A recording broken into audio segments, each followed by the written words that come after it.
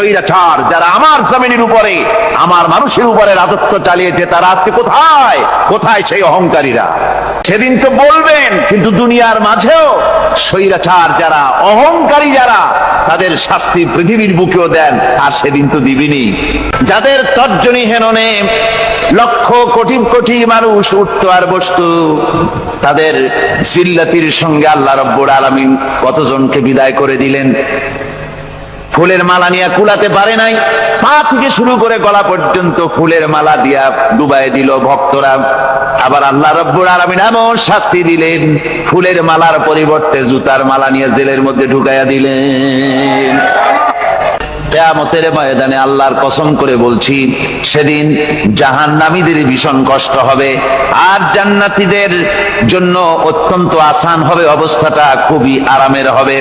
নবীজি বলেন, এক ফরজ নামাজ, এক ওয়াক্ত ফরজ নামাজ আদায় করতে যে সময়টুকুন লাগে, কিয়ামতের মাঠের এই সময় এত বড় বিরাট লম্বা সময় জান্নাতীদের জন্য এরকম হালকা হয়ে যাবে। সুবহানাল্লাহ। হযরত আবু সাঈদ খুদরী রাদিয়াল্লাহু তাআলা হাদিস কেন বর্ণনা করেছেন, এক ওয়াক্ত নামাজ, একটা ফরজ নামাজ পড়তে যতটুকুন সময় লাগে এতটুকুন সময়ের ভেতরে জান্নাতীদের কারবার শেষ হয়ে যাবে। সুবহানাল্লাহ বিহামদি। আর ওদের কারবার তো শেষই হবে না। ওয়া ইয়াউমা তাশাক্কাকুস সামাউ বিল গামামি ওয়া নুজ্জিলাল মালাইকাতু তানজিলা। ওরা ফেরেশতা দেখতে চায়। সেদিন আসমান সমূহ বিদীর্ণ হয়ে মেঘ পুঞ্জ বেরিয়ে আসবে, আত্মপ্রকাশ করবে। তার ভেতর থেকে ফেরেশতারা ক্রমাগত নাজিল হতে থাকবে। আর অবস্থাটাই হবে, আল মুলকু ইয়াউমাইযিনিল হাক্কু লিররহমান ওয়া কানা ইয়াওমান আলাল কাফিরিনা আসীরা। আর সেদিনে বাদশাহী হবে কেবলমাত্র রহমানের। ওয়া কানা ইয়াওমান আলাল কাফিরিনা আসীরা। আর সেই কিয়ামতের দিন, সেই সময়টা হবে কাফেরদের জন্য বড়ই কঠিন। এখানে কিয়ামতের কিছু কথা বলা হচ্ছে, কিছু আভাস দেওয়া হচ্ছে যে আসমান সমূহ বিদীর্ণ হয়ে মেঘ পিণ্ড বেরিয়ে আসবে এবং তার থেকে ক্রমাগত ফেরেশতারা নাজিল হতে থাকবে। আল্লাহর হাবিব বলেছেন, কেউ যদি কিয়ামতের দৃশ্য দেখতে চায় সেজন্য সূরা ইজা শামসু কুবিরাত ওয়া ইজা সামাউ ফাতারাত, ইজা সামাউ শাক্কাত, এই সূরাগুলি যেন পড়ে, তাহলে কিয়ামতের দৃশ্য তার চোখের সামনে প্রতিভাত হবে। কিয়ামতের দৃশ্যটা আসলে কেমন হবে সেই সূরাগুলি তেলাওয়াত করলে সে বুঝতে পারবে। যেমন আল্লাহ পাক বলছেন, ইজাস সামাউ ফাতারাত ওয়া ইযাল কাওয়াকিবু তাসারাত ওয়া ইযাল বিহারু ফুজ্জিরাত ওয়া ইযাল কুবুরু বুসিরাত। যখন আকাশসমূহ চূর্ণ বিচূর্ণ হয়ে যাবে আর তারকাসমূহ বিক্ষিপ্ত হয়ে পড়বে, সমুদ্র মহাসমুদ্রগুলি দীর্ণ বিদীর্ণ হয়ে যাবে, কবরগুলি সব উদ্গীরণ করে দেবে, তার মধ্যে যা আছে সে সবগুলি। আবার আল্লাহ পাক বলেন, ইজাশ শামসু কুবিরাত ওয়া ইযান নুজুমুন কাদারাত ওয়া ইযাল জিবালু সুয়্যিরাত। সূর্য যখন ঢেকে যাবে, তারকাগুলি যখন বিপর্যস্ত হয়ে যাবে, আর পাহাড়গুলি যখন চালিয়ে দেওয়া হবে, এই দৃশ্য তোমরা দেখতে পাবে। فإذا النجوم طمست وإذا السماء فرجت وإذا الجبال نسفت। সেদিন অবস্থা এমন হবে, সমস্ত তারকাগুলি স্তিমিত হয়ে যাবে আর আকাশসমূহ দীর্ণ বিদীর্ণ হয়ে যাবে। আর দেখতে পাবে পাহাড়গুলি, সমস্ত পাহাড়গুলিকে উড়িয়ে দেওয়া হবে। আবার অবস্থা আরো কি হবে, فإذا বারিকাল বাসারু ওয়া খাসাফাল কামারু ওয়া জুমিআশ শামসু ওয়াল কামার। যখন চক্ষু বিস্ফারিত হয়ে যাবে মানুষের, চাঁদ আর সূর্য নিষ্প্রভ হয়ে যাবে, সব একাকার হয়ে যাবে, চন্দ্র এবং সূর্য তার অস্তিত্বকে হারিয়ে ফেলবে। শুধু তাই নয়, ওয়াহুমিলাতিল আরদু ওয়াল জিবালু ফাদুক্কাতা দাক্কাতাও ওয়াহিদা। জমিন ও পাহাড়গুলির মধ্যে সংঘর্ষ লাগিয়ে দেওয়া হবে, আর তা এক ধাক্কায় জমিন এবং সমস্ত পাহাড়গুলি চূর্ণ বিচূর্ণ হয়ে যাবে। সুবহানাল্লাহ ওয়া বিহামদিহি। আল্লাহ রাব্বুল আলামিন বলছেন, এইভাবে করে কিয়ামতের দৃশ্য, বিভীষিকাময় দৃশ্য তোমরা দেখতে পাবে। আর সেদিনের রাজত্বটা কার হবে? আল মুলকু ইয়াউমাইযিনিল হাক্কু লির-রাহমান। সেদিনের রাজত্ব হবে কেবলমাত্র রহমানের। অর্থাৎ যেসব কৃত্রিম বাদশাহী দেখে তোমাদের চোখে ধাঁধা লেগে গিয়েছে, তোমাদেরকে দুনিয়ার বাদশাহী দেখে তোমরা ধোঁকায় পড়ে গিয়েছো, এসব বাদশাহী কিছুই টিকবে না সেদিন। সেদিন শুধু বাদশাহী থাকবে একমাত্র আল্লাহ পাকের। কার থাকবে বাদশাহী? যারা বলেন কার? আল্লাহ রাব্বুল আলামিন যখন কিছুই থাকবে না, ঘোষণা করবেন লিমানিল মুলকুল ইয়াউম লিল্লাহিল ওয়াহিদুল কাহ্হার। আজকে কার রাজত্ব? চারিদিক থেকে আওয়াজ আসতে থাকবে, পরাক্রমশালী আল্লাহ রাব্বুল আলামিন রাজত্ব আর কারো নয়। হাদিস শরীফে এসেছে, বুখারী মুসলিম শরীফের হাদিসে এসেছে, আল্লাহর নবী বলেন আল্লাহ রাব্বুল আলামিন তখন তার এক হাতে আকাশ মণ্ডলীকে ধারণ করবেন, আর এক হাতে জমিনকে ধারণ করবেন। আকাশ মণ্ডলী এক হাতে, জমিন এক হাতে। এভাবে আল্লাহ রাব্বুল আলামিন বলবেন, আইনাল জাব্বারুন আইনাল মুতাকাব্বিরুন। কোথায় সেই স্বৈরাচারীরা? কোথায় সেই দুর্বিনীত অহংকারী স্বৈরাচার যারা আমার জমিনের উপরে, আমার মানুষের উপরে রাজত্ব চালিয়েছে? তারা আজকে কোথায়? কোথায় সেই অহংকারীরা? আল্লাহ পাক সেদিন যে বলবেন, সেদিন তো বলবেন, কিন্তু দুনিয়ার মাঝেও স্বৈরাচার যারা, অহংকারী যারা, তাদের শাস্তি পৃথিবীর বুকেও দেন, আর সেদিন তো দিবেনই।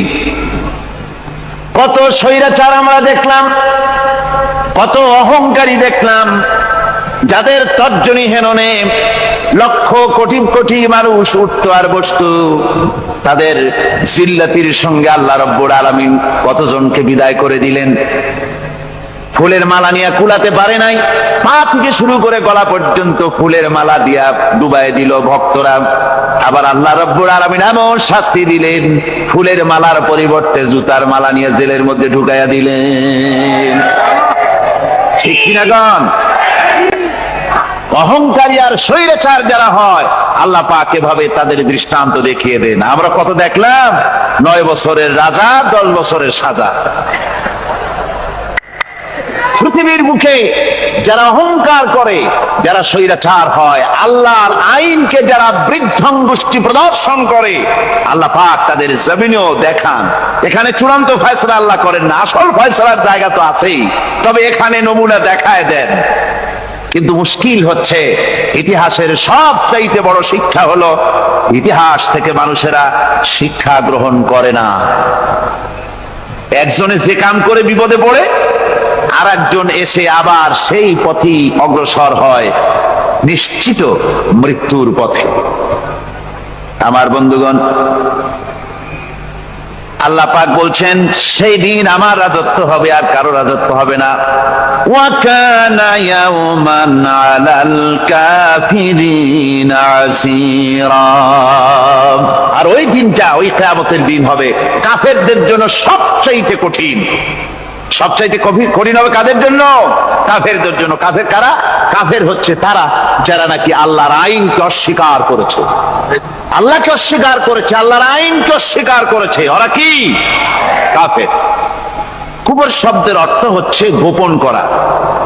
এই জন্য অন্ধকার রাতকে আরবিতে কাফের বলা হয়েছে, অর্থাৎ যা সব জিনিসকে অন্ধকার দিয়ে ঢেকে দেয়। তো কুফর হচ্ছে সেই জিনিস যা মহাসত্যকে ঢেকে দেয়, সত্যকে মহাসত্যকে ঢেকে দেয় যে জিনিস, সেটাকে কুফর বলা হয়। আর এই কাফের অন্ধকারে ঘুরে মরে, সে কোন আলোর খোঁজ পায় না। আল্লাহ রাব্বুল আলামিন বলেন, কাফেরদের কথা এখন শোনাচ্ছেন আল্লাহ পাক, والذين كفروا أولياؤهم الطاغوت يخرجونهم من النور إلى الظلمات।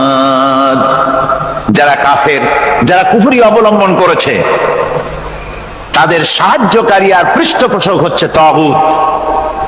তাগুত বলা হয় সেই শক্তিকে, যে শক্তি শুধু নিজেই আল্লাহর আইন অমান্য করে বসে থাকে না, বরং অন্যদেরকেও আল্লাহর আইন অমান্য করতে বাধ্য করে। ওদেরকে আরবিতে কি বলা হয়? তাগুত বলা হয়। আর এই তাগুতি শক্তি, এই তাগুত হয় তার সাহায্যকারী, যা তাকে আলো থেকে টেনে অন্ধকারের ভেতরে নিয়ে যায়। আর কাফের হচ্ছে আল্লাহ পাকের ভাষায়, অর্থাৎ কোরআনের ভাষায়, কাফের হচ্ছে সবচাইতে নিকৃষ্ট প্রাণী, সবচাইতে নিকৃষ্ট জীব। মহাসত্যকে যারা অস্বীকার করেছে, যারা আল্লাহকে মানে না, যারা আল্লাহর কোরআনকে মানে না, যারা ইসলামকে স্বীকার করে না, তারা সবচাইতে নিকৃষ্ট প্রাণী। আল্লাহ রাব্বুল আলামিন বলেন, ইন্না শাররাদ দাওয়াবি ইনদাল্লাহিল্লাযীনা কাফারু ফাহুম লা ইউমিনুন। নিশ্চয়ই আল্লাহর জমিনে সব বিচরণশীল জীব যত আছে, আল্লাহ বলছেন আমার জমিনে বিচরণশীল জীব যত আছে, তার মধ্যে সবচাইতে নিকৃষ্ট প্রাণী হলো যারা ঈমান আনে নাই, যারা বিশ্বাস করে না আমি আল্লাহকে, যারা পরকালকে বিশ্বাস করে নাই, যারা কোরআনকে বিশ্বাস করে নাই, যারা ইসলামকে বিশ্বাস করে নাই, পৃথিবীর মধ্যে তারা সবচাইতে নিকৃষ্টতম প্রাণী। আল্লাহ বলেন শুধু নিকৃষ্ট জনক, নিকৃষ্ট প্রাণী বললেই সারে না, এরা হলো চতুষ্পদ জানোয়ারের মতো। কে বলতেছেন? আমি বলছি না, কিন্তু আল্লাহ পাক বলতেছেন চতুষ্পদ জানোয়ারের মতো কাফেরেরা। وَمَثَلُ الَّذِينَ كَفَرُوا كَمَثَلِ الَّذِي يَنْعِقُ بِمَا لَا يَسْمَعُ إِلَّا دُعَاءً وَنِدَاءً। এই কাফেরদের দৃষ্টান্ত হচ্ছে সেই রাখালের মতো, যে রাখাল তার পশুদেরকে ডাকে, আর ওই পশুরা একটা ডাক শোনে মাত্র, কিন্তু কি যে বলে তা তো পশুতে বোঝেন। ভালো বুঝতে পেরেছে? সুম্মুন বুকুমুন উমিয়ুন ফাহুম লা ইয়াকিলুন। এরা বোবা, এরা বধির, এরা অন্ধ, এ কারণেই কোনো কথা বোঝে না। এরা চতুষ্পদ জানোয়ারের চাইতেও নিকৃষ্ট। যাদেরকে আমি আল্লাহ বলেন, যাদেরকে আমি চোখ দিলাম, চোখ থাকতে হক দেখলো না, সব দেখলো। হক দেখে নাই চোখ দিয়া, এই চোখ দিয়া সব দেখলো। নারীর সৌন্দর্য উপভোগ করলো, আর নারীর অঙ্গ প্রত্যঙ্গ নিয়ে নানা ধরনের গল্প লিখলো, কবিতা লিখলো, কিন্তু এই সৌন্দর্য যিনি দিলেন তারেও চিনল না। আছে না কত কবি আমাদের দেশে? আমার দেশের সেই কবি জাতীয় পুরস্কার পায় যে কবি নারীর বিশেষ বিশেষ অঙ্গ নিয়ে বেশি করে নির্লজ্জ কবিতা লিখতে পারে, ওই হলো সবচেয়ে বড় কবি। আমার বন্ধুগণ, একজন বুজুর্গ ব্যক্তি, তিনি পথ দিয়ে যাচ্ছিলেন, তো সে পথে এক সুন্দরী যুবতী মেয়েকে দেখে সেই যুবতী মেয়ের দিকে এই বুজুর্গ ব্যক্তি এক নজরে তাকায় আছে। তখন এই ঘটনাটাকে কবি এভাবে লিখতেছেন সাজায়, একদা সুখদায়ক প্রমোদা বদন দর্শন করিব ঝরিল নয়ন। হেসে কহে সে রূপসী সবিস্ময় মন, কহ দেখি মহাশয় কহ কি কারণ, বিষয় বিরাগী তুমি ভুবনে প্রচার, কি হেতু জন্মিল তব মানস বিকার, সামান্য ললনা রূপ করি দর্শন, উচিত না হয় কব অশ্রু বরিশন। বুজুর্গ ব্যক্তি ওই মহিলার দিকে তাকিয়ে তাকিয়ে কাঁদতেছেন। সুন্দরী মহিলা বলেন, আল্লাহর বুজুর্গ বান্দা, আপনি এলাকার ভিতরে বুজুর্গ এবং পীর হিসাবে, বুজুর্গ ব্যক্তি হিসাবে আপনি বিখ্যাত। আজকে আমাকে এখানে দেখে আপনি আমার দিকে তাকায় আমার রূপ উপভোগ করতেছেন আর কাঁদতেছেন। আপনার মতো সংসার বিরাগী মানুষ আমার মতো একটা সুন্দরী মেয়েকে দেখে ভাবে কাঁদা ঠিক না। বুজুর্গ ব্যক্তি বলছেন, হেসে কহিলাম বালে করহ শ্রবণ, নেত্র ঝরে তবু হেতু ভেব না এমন, যে শিল্পী রচিল ওই সুধাংশু বদন, তাহার তরে ঝরে নেত্র নয়নে জীবন। আল্লাহর বান্দি, আমি তোমাকে দেখি কান্দি না, আমার চোখে পানি বেরিয়ে গেছে। তোমারে দেখে আমি মনে মনে ভাবলাম, এত সুন্দর করে যিনি মানুষ বানিয়েছেন, না জানি ওই আল্লাহ রব্বুল আলামিন কত বড় সুন্দর।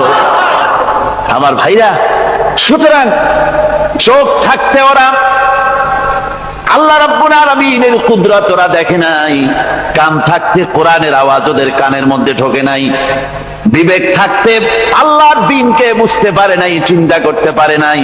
আল্লাহ রাব্বুল আলামিন বলেন, উলাইকা কাল্লানাম,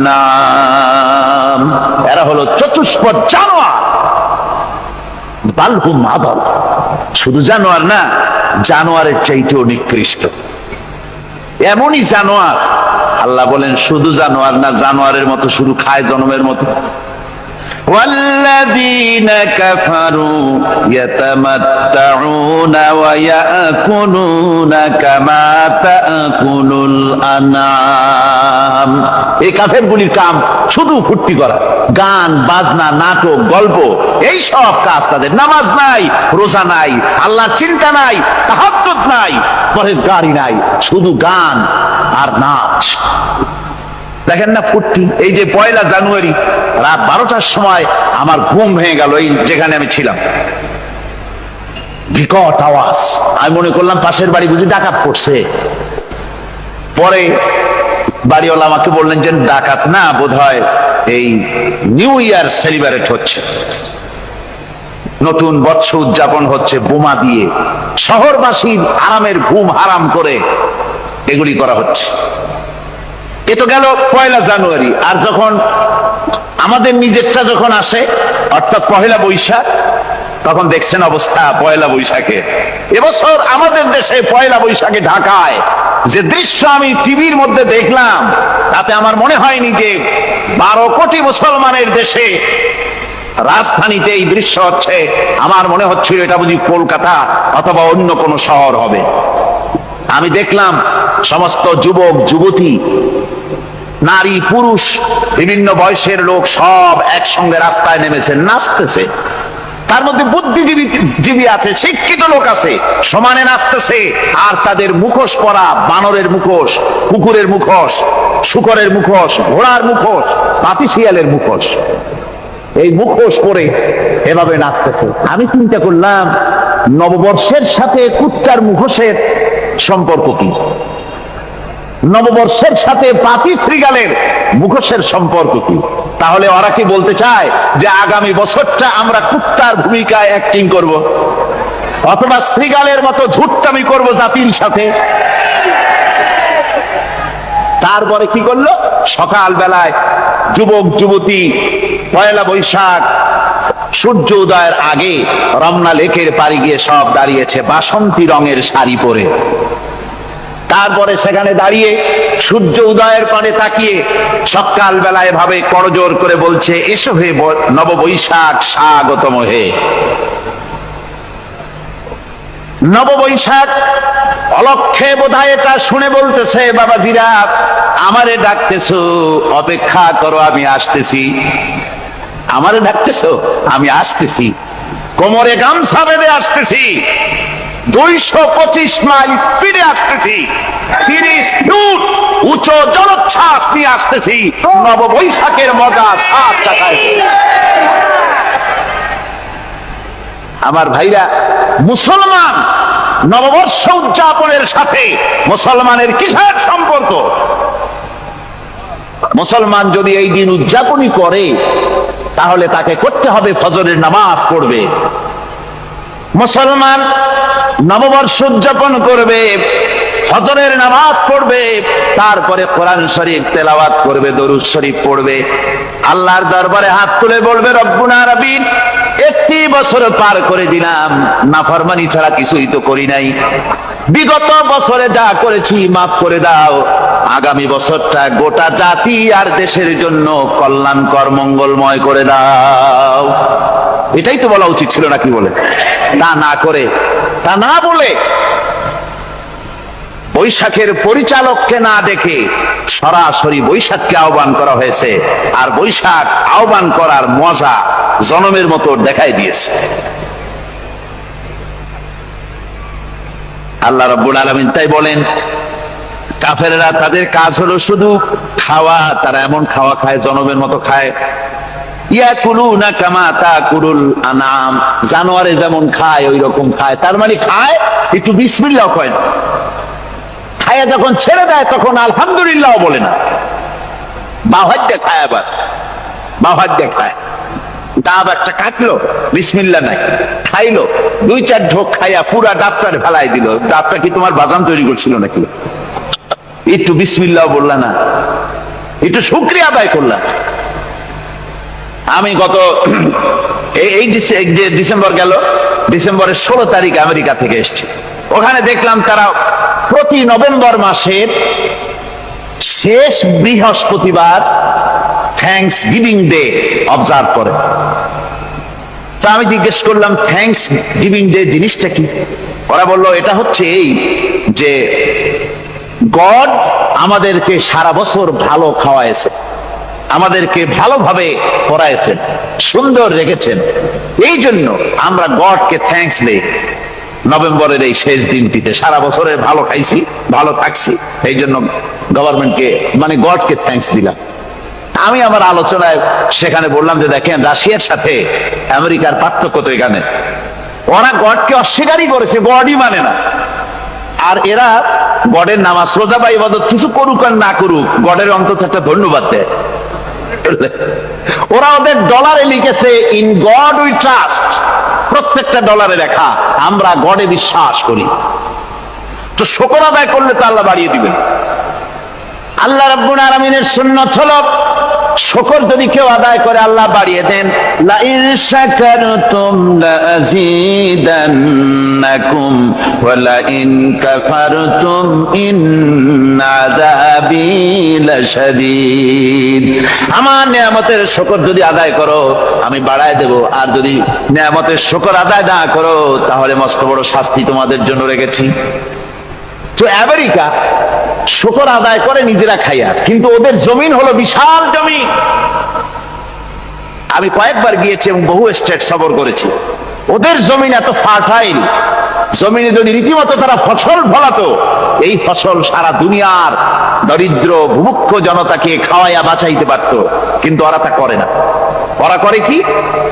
ওরা মুনাফার হার, বাজার দর ঠিক রাখার জন্য নির্দিষ্ট পরিমাণ জমিনে ফসল ফলায়, কিন্তু জমিন এতই উর্বর, ওদের মেজারমেন্ট করা, মাপ করা, হিসাব করা ফসল হয় না, ফসল হয় বেশি। তখন বাড়তি ফসলকে তারা প্রতি বছর লক্ষ লক্ষ টন আলু আর গমকে তারা সমুদ্রে নিক্ষেপ করে। তাদের আলু এবং গম সেই সময় তারা নিক্ষেপ করে সমুদ্রে, যখন ইথিওপিয়া, সুদানে মানুষ না খেয়ে মরছে। পৃথিবীর বিভিন্ন দেশে মানুষ ক্ষুধার যন্ত্রণায় যখন চিৎকার করছে, আর তাদের এই চিৎকারে আকাশ বাতাস ভারী হয়ে যাচ্ছে, তখন ওরা এই কামটি করছে। তাই আমি ওই প্রথম দিন বলেছিলাম যে রাশিয়া যেমন খান খান হয়েছে, অস্তিত্ব বিলুপ্ত হয়েছে আল্লাহর সাথে নাফরমানি করার কারণে। আপনারা বলতে পারেন কমিউনিজম কি একটা সহজ ব্যাপার? একটা বিরাট শক্তি, পৃথিবীর বুকে কত দেশ তারা ডমিনেট করতেছিল, কোন যুদ্ধ নাই, কোন রক্তপাত নাই, বিনা ধাক্কায়, বিনা বাতাসে, বিনা ঝড়ে বিশাল মহিরুহু চিৎপটাং। এটা হলো কেন? কেন হলো রাশিয়ার এই দশা?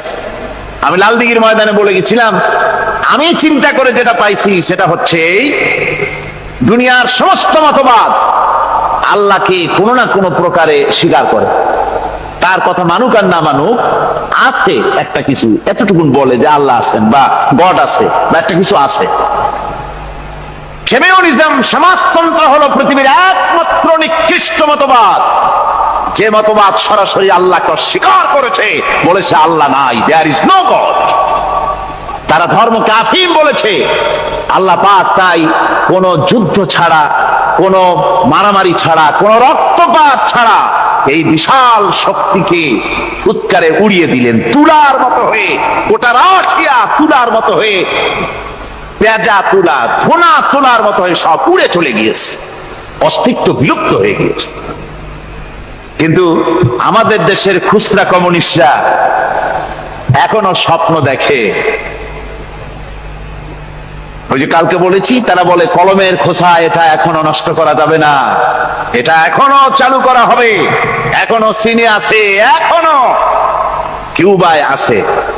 ওই কিউবা থেকে, চীন থেকে ফিদেল কাস্ট্রোর একটু আওয়াজ শোনে, চীন থেকে মিস্টার ব্যাং না কি জানি না, ব্যাং, এর আওয়াজ শোনে আর তাই মনে করে এ বুঝি সমাজতন্ত্রের বিজয়ের গান। না, চীন থেকে আর কিউবা থেকে যে আওয়াজ আজকে উঠতেছে, এই আওয়াজ সমাজতন্ত্রের বিজয়ের আওয়াজ নয়, এটা হলো সমাজতন্ত্রের মরণ যন্ত্রণার গোঙানির আওয়াজ। কাজেই এরা দুনিয়ার বুকে শুধু আনন্দ এবং ফুর্তি করে, আল্লাহর হককে, আল্লাহকে চিনতে তারা ব্যর্থ হয়েছে। আল্লাহ রাব্বুল আলামিন বলেন, অবিশ্বাসীদের কৃতকর্ম, তাদের কাজগুলি, তাদের কর্মফল সব নিষ্ফল হয়ে যাবে। والذين كفروا أعمالهم كسراب بقيعة يحسبه الظمآن ماء। আল্লাহ পাক বলেন, কাফের যারা, অবিশ্বাসী যারা, যারা আমাকে অস্বীকার করেছে, অবিশ্বাস করেছে, তাদের আমলগুলি হলো মরুভূমির মধ্যে মরীচিকার মতো। মরুভূমির মরীচিকা, মানুষ যখন মরুভূমির ভিতর দিয়ে যায়, পানির পিপাসা লাগে, দূরে দেখে পানি চিকচিক করতেছে, আর ওই মরীচিকা যেটাকে সে পানি মনে করেছিল, হাত্তা ইযা জাআহু লাম ইয়াজিদহু শাইআ, যেটাকে সে পানি মনে করে ছুটতেছিল, যখন কাছে গেল, আল্লাহ পাক বলেন কিছুই সেখানে পায় না, শুধু মরীচিকা, বালু আর বালু। এরকম করে যারা আমার দিনকে অস্বীকার করেছে, আমাকে অস্বীকার করেছে, তারা যত ভালো কাজ করুক আর যাই করুক না কেন, তাদের কৃত কর্মগুলি এভাবে সব নিষ্ফল। এ হলো এক কথা। 2 নম্বরের কথা হলো, ওরা মনে করেছিল সমাজতন্ত্র শান্তি দেবে, কমিউনিজম শান্তি দেবে, সোশ্যালিজম শান্তি দেবে, ক্যাপিটালিজম শান্তি দেবে। এই শান্তির চিন্তা করে অগণিত মানুষকে হত্যা করে সমাজতন্ত্রের রাজত্ব যখন কায়েম করলো, 70 বছরও চলে গেল, তারপরে তারা দেখলো হাত্তা ইযা জাআহু লাম ইয়াজিদহু শাইআ, কিচ্ছুই পেল না। তারা ক্ষুধার যন্ত্রণায় মরলো, কাপড় নাই, খাবার নাই। তারা ওই রাশিয়া থেকে, চেকোস্লোভাকিয়া থেকে, যুগোস্লাভিয়া দিয়া, রোমানিয়া থেকে, হাঙ্গেরি এবং পোল্যান্ড আর মঙ্গোলিয়া থেকে, সেখানে সমাজতন্ত্র তাড়াতে আমরা যাই নাই। আমরা সেখানে সমাজতন্ত্রের বিরুদ্ধে তাফসীর করি নাই, ব্যাখ্যা করি নাই, বক্তব্য রাখি নাই।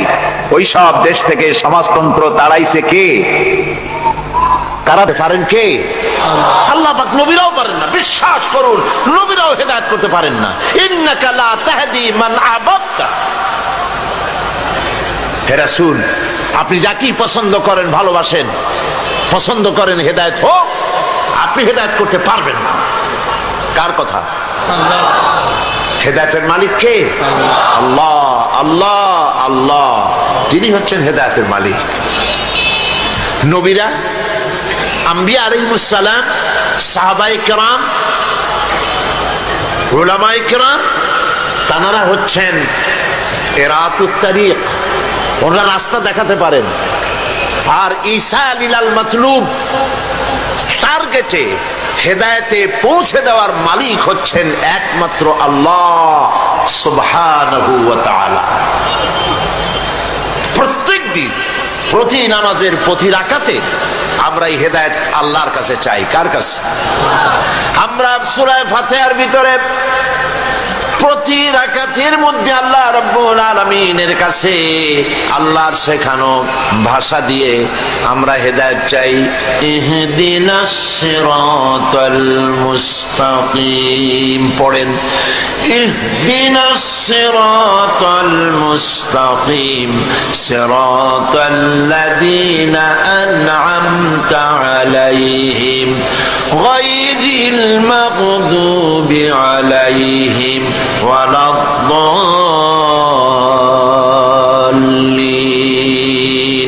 আমিন। আয় আল্লাহ আমাদেরকে হেদায়েত দাও, হেদায়েতের রাস্তা দেখাও, সহজ সরল পথ আমাদের দেখাও। সুতরাং হেদায়েত দিবেন আল্লাহ পাক। যেই পথে হেদায়েত দিবেন সেই পথের কাছে যাব না, হেদায়েত পাবো? কি খাইলে পেট ক্ষুধা লাগছে, কি খাইলে ক্ষুধা নিবারণ হবে? সোজা কথা, তা বলতে আবার শরম করে নাকি? ভাত রুটি এগুলো খাইলেই তো পেট ভরবে। ক্ষুধা লেগেছে, যা খেলে পেট ভরবে তার কাছে যাব না। আমার মতো পাগল আর কেউ হবে নাকি? তৃষ্ণা লেগেছে, কি পান করলে পিপাসা মিটবে? সেই পানির বাড়ির দ্বারও যাব না। যে কাজ করবে তার মতো পাগল আর আছে নাকি? হেদায়েতের জন্য ঘুরে বেড়াবো রাস্তায় রাস্তায় বাড়ি বাড়ি, অথচ হেদায়েতের মূল কিতাবের কাছে আসবো না। আমার হেদায়েত কেমনে হবে? কথা বুঝে আসছে? সুতরাং হেদায়েতের জন্য আসতে হবে কোথায়? কোরআনের কাছে। আর হেদায়েত পাওয়া যত কঠিন, হেদায়েতের উপরে টিকে থাকা তার থেকেও। এই জন্য রব্বুল আলামিন একটি দোয়া শিখাই দিয়েছেন, বান্দা আমার কাছে হেদায়েতের জন্য, হেদায়েতের উপরে টিকে থাকার জন্য দোয়া করো। রব্বানা লা তুযিগ কুলুবানা বা'দা ইয হাদাইতানা ওয়া হাব লানা মিন লাদুনকা রাহমাতান ইন্নাকা আনতাল ওয়াহ্হাব। আয় আমার রব, যখন তুমি আমাকে হেদায়েতের রাস্তা দেখিয়েছো, এই রাস্তা থেকে আমাকে সরিয়ে দিও না। বলেন আমিন, বলেন আমিন। তাহলে হেদায়েতের মূল রাস্তা হলো কোরআন। এই কোরআন দিয়েই নবী করিম সাল্লাল্লাহু আলাইহি সাল্লাম একটি জাতিকে, একটা মরা জাতিকে জিন্দা করছিলেন। সুবহানাল্লাহ বলেন। মরা জাতি মানে চরিত্রের দিক থেকে মরা। কত বড় মরা চরিত্র হলে পরে তারা খুন করত, চুরি করত, ডাকাতি করত, জেনা করত, সব এমন কোন কাজ ছিল না যা তারা করে নাই। এই মরা জাতিকে নবী করিম সাল্লাল্লাহু আলাইহি সাল্লাম জিন্দা করেছিলেন, করেন নাই? কে দিয়ে জিন্দা করেছিলেন? এই কোরআন দিয়েই তাদেরকে জিন্দা করেছিলেন। একটা কিতাব দিয়ে একটা বিপ্লব হয়েছে পৃথিবীতে। ভালো করে শোনেন সিলেটের সম্মানিত ভাই আর বোনেরা, পৃথিবীতে যত বিপ্লব হয়েছে সমস্ত বিপ্লব হয়েছে রক্তপাতের মধ্য দিয়ে। রুশ বিপ্লব, লক্ষ লক্ষ মানুষের রক্তের উপর থেকে বিপ্লব হয়েছে। এখনো গণকবর আবিষ্কার হচ্ছে, লক্ষ লক্ষ মানুষের হাড্ডি গুড্ডি পাওয়া যাচ্ছে। পৃথিবীতে যত বিপ্লব হয়েছে রক্তের মধ্য দিয়ে বিপ্লব। আর ইসলামের বিপ্লব হয়েছে একখানা কিতাব দিয়ে। তাও সুবহানাল্লাহ বলবেন না? একখানা কিতাব দিয়ে একটা বিপ্লব হয়ে গেল।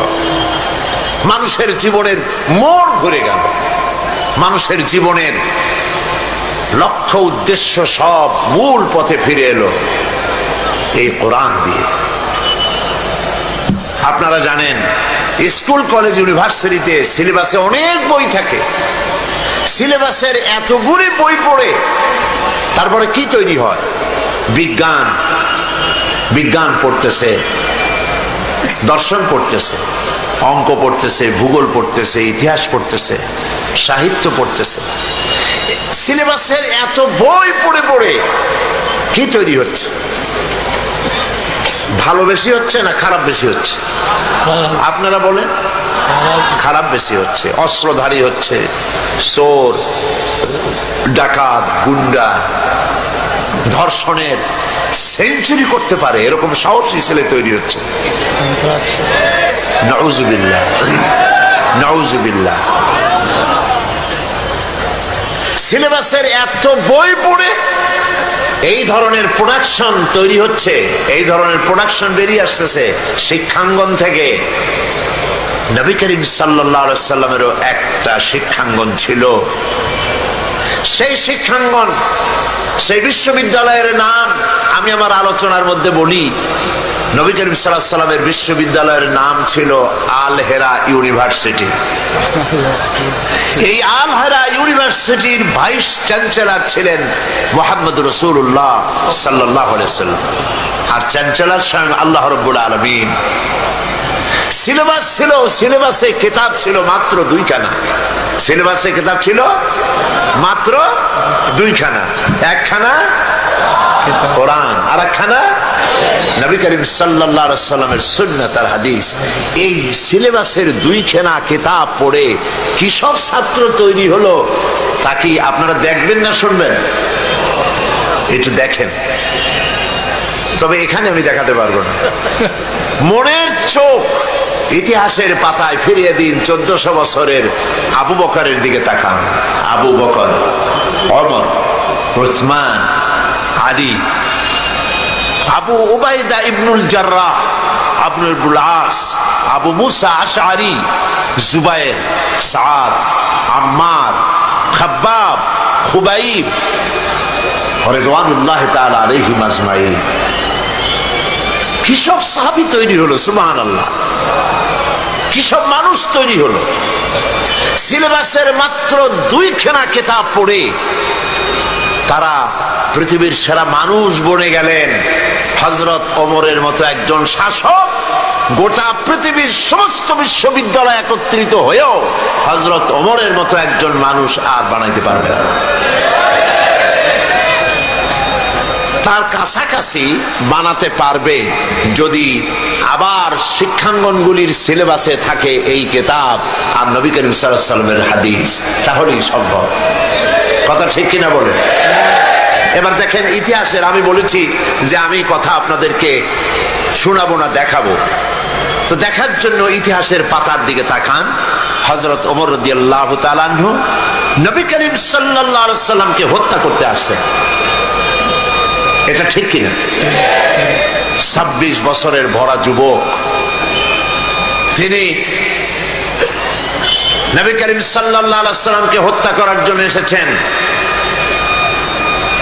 কোরআন শরীফ তার কানের মধ্যে ঢুকলো। কোরআনের আওয়াজ শুনে তিনি কোরআন পড়লেন, কোরআনের পাতা পড়লেন। আমি ঘটনা শোনাবো না, এটা তো আপনাদের জানা ঘটনা। আমি যাচ্ছি ভিন্ন দিকে। কোথায় আপনাদের নিয়ে যাচ্ছি শুনলে পরে বুঝবেন। হযরতে ওমর কোরআনে কারিমের পাতা হাতে নিয়ে যখন পড়লেন, তাহা মা আনজালনা আলাইকাল কুরআনা লিতাশকা। কোরআনে কারিমের এক একটা আয়াত পড়তেছেন আর তার রক্ত হিম শীতল হয়ে আসতেছে। উত্তেজিত রক্ত, রক্তচক্ষু। নবী করিম সাল্লাল্লাহু আলাইহি সাল্লামকে যেখানে পাবেন সেখানে হত্যা করবেন। এখন এক একটা আয়াত তেলাওয়াত করছে, শক্তি নিস্তেজ হয়ে আসতেছে, রক্তহীন শীতল হয়ে যাচ্ছে। হঠাৎ করে তার নিজের অজান্তে চোখ থেকে পানি দরদর করে পড়া শুরু হয়ে গেছে। নবী করিম সাল্লাল্লাহু আলাইহি সাল্লামের কাছে এলেন। তিনি প্রশ্ন করলেন, ওমর, হাতে তরবারি তোমার কি মতলব নিয়ে এসেছো? হযরত ওমর বললেন, কুমতলব নিয়ে এসেছিলাম। কিন্তু কোরআনে কারিমের আয়াত শুনে, কোরআনের সংস্পর্শে এসে আমার জীবনের ভুল ধরা পড়েছে। জীবনের 26টা বছর জাহালাতের মধ্যে কাটায় দিয়েছি, আমি এখন ইসলামের আলো পেতে এসেছি, মুসলমান হওয়ার জন্য এসেছি। নবীজি বললেন, ওমর পড়ো লা ইলাহা ইল্লাল্লাহু মুহাম্মাদুর রাসূলুল্লাহ।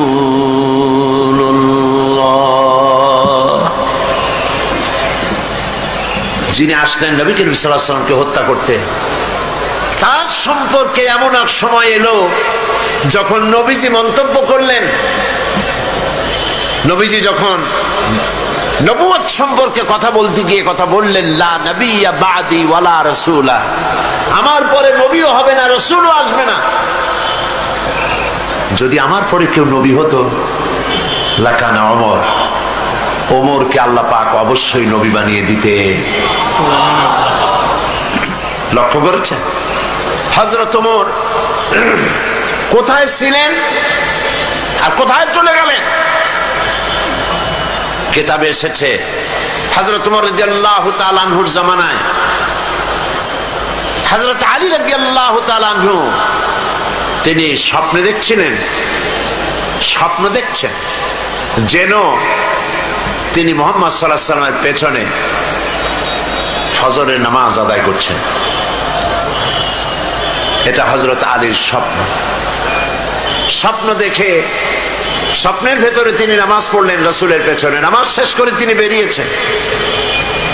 মসজিদের দরজা আসার পর তিনি দেখলেন এক বুড়ি দাঁড়ানো, হাতে এক ঝুড়ি খোরমা। বলছেন ওমর, বলছেন আলী, এই খোরমাগুলি নিয়ে যাও, আমার নতুন বাগানের খোরমা, নবী করিম সাল্লাল্লাহু আলাইহি ওয়াসাল্লামকে দিবে, তিনি নিজে খাবেন এবং সাহাবায়ে কিরামদেরকে দিবেন, এতে করে আমার বাগানে আল্লাহ পাক বরকত দান করবেন। হযরত আলী ভিতরে ঢুকলেন। স্বপ্ন না বাস্তব? স্বপ্ন দেখতেছেন, আপনারা খেয়াল রাখেন। কিন্তু নবী করিম সাল্লাল্লাহু আলাইহি ওয়াসাল্লামের কাছে গিয়ে হযরত আলী পাত্রটি দিলেন আর ওই মহিলার কথা শোনালেন। নবীজি পাত্র থেকে একটি খোরমা হাতে তুলে হযরত আলীর মুখে দিয়ে দিলেন। হযরত আলী খোরমাটা চিবুচ্ছিলেন। ঠিক এমন সময় ফজরের আজান হয়ে গেল। ফজরের আজান হযরত আলীর কানে এসেছে, ঘুম ভেঙে গেল, কিন্তু রাসূলের হাতের দেওয়া খোরমার স্বাদ তখনও তার মুখের মধ্যে ছিল। তিনি উযু করলেন, ফজরের নামাজ পড়ার জন্য মসজিদে নববীতে পৌঁছে গেলেন। ইমামতি করতে দেখছেন কাকে? হযরত ওমর রাদিয়াল্লাহু তাআলা আনহু, তার জমানায় এই স্বপ্ন। হযরত ওমর ইমামতি করছেন, ফজরের নামাজ শেষ হয়েছে, মাসনুন তরিকা অনুযায়ী হযরত ওমর রাদিয়াল্লাহু তাআলা আনহু সালাম ফিরিয়ে পেছনের দিকে ফিরেছেন। হযরত আলী ফজরের পরে মাসনুন দোয়াগুলি পড়ে সকলের আগে বেরিয়ে গেছেন। মসজিদ থেকে বেরোবার সাথে সাথে দেখেন দরজার কোনায় এক মহিলা দাঁড়ানো, এক পাত্র খোরমা হাতে। বলতেছে, আলী, এই খোরমাগুলি নিয়ে যাও, আমার নতুন বাগানের এগুলি। আমিরুল মুমিনিন ওমর রাদিয়াল্লাহু তাআলা আনহুকে বলো তিনি যেন নিজে খান এবং আল্লাহ রাসূলের সাহাবীদের মধ্যে খোরমাগুলি যেন তিনি ডিস্ট্রিবিউট করে দেন। হযরত আলী খোরমার পাত্র নিয়ে ভিতরে ঢুকলেন, হযরতে ওমরকে দিলেন। হযরত আলী লক্ষ্য করলেন, স্বপ্নে যা দেখলাম তাই তো বাস্তব হচ্ছে।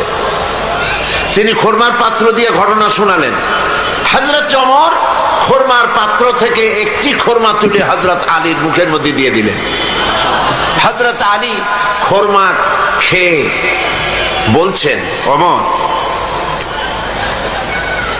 জিদনি তামরাতান উখরা, আমাকে আরেকটা খোরমা দাও, খেতে খুব মজা লাগছে। যা আছে এখানে খোরমা সবাইকে দিলেও আরো উদ্বৃত্ত থাকবে, দাও না আমাকে আরেকটা। হযরত ওমর বলছেন, ইয়া আলী, লাউ আন্না রাসূলুল্লাহ সাল্লাল্লাহু আলাইহি ওয়াসাল্লাম যাদাক লাজিদনাক।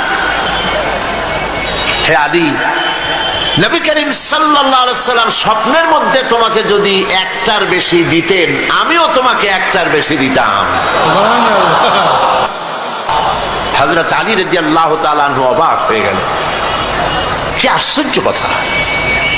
স্বপ্ন দেখলাম আমি। আর তিনি কি করে বুঝলেন? তিনি প্রশ্ন করলেন, ইয়া ওমর, আহিয়া রুইয়া রাইতাহা আমি তালাত আমিয়া রুইয়া রাইতাহা তালাত আলাই। হে ওমর, এটা কি তুমি স্বপ্ন দেখেছো, না গায়েব থেকে তোমাকে তেলা করা হয়েছে, গায়েব থেকে তোমাকে জানানো হয়েছে? বিষয়টা কি? তুমি কেমনে জানলে যে আজকে রাত্রে আমি এই ধরনের স্বপ্ন দেখেছি? হযরতে ওমর তিনি বললেন, আলী ওয়াল্লাহি মা হিয়া রুইয়া ওয়ালা গায়েব, এটা স্বপ্ন নয়, এটা গায়েব নয়। ওয়ালাকিন্নাল মুমিনা ইযা আখলাসা কলবাহু ইয়ারা বিনুরিল্লাহ। ওয়ালাকিন্নাল মুমিনা ইযা আখলাসা কলবাহু, আসল কথা হচ্ছে আমি স্বপ্নও দেখি নাই, আমি গায়েবও জানি না, গায়েব থেকেও জানানো হয় নাই।